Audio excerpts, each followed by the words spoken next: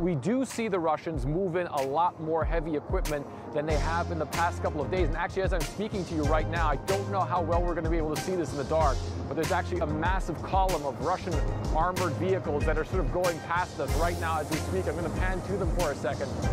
We've also seen some really heavy rocket launchers, Frederica, as well past here. What you're seeing right now, I have to speak really loudly, that's a main battle tank of the Russians.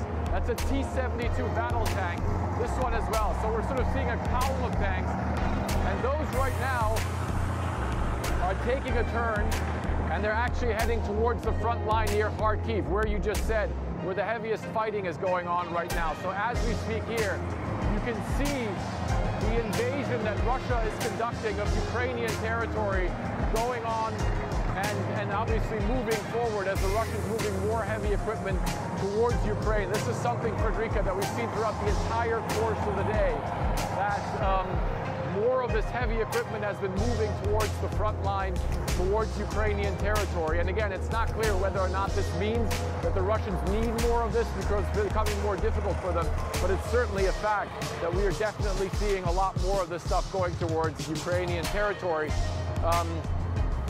Also, again, as I said, a lot of big multiple rocket launchers coming past, rockets being fired. This is definitely sort of a very common occurrence right now.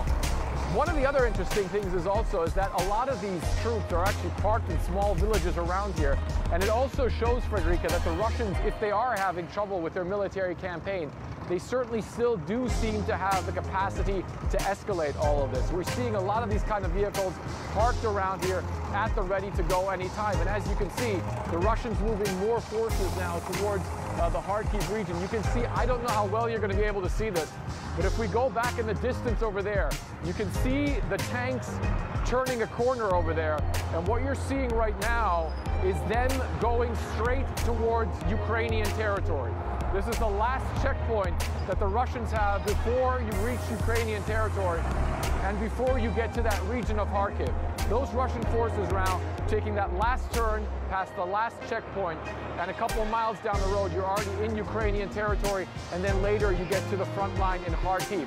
So again, whether or not they're having any sort of difficulties, whether or not this campaign is stalling, very difficult to say from our vantage point. But what I can tell you is that the Russians definitely moving a lot more equipment right now towards that front line. And it really is something, Frederica, that we have been seeing throughout the course of this entire day. As we are in the town of Belgorod, which is really one of their main places where they've set up these garrisons and have a large troop concentration from which they keep feeding that front line down in Kharkiv, which as you've noted, the U.S. says is right now one of the sort of main battlefields, Frederica.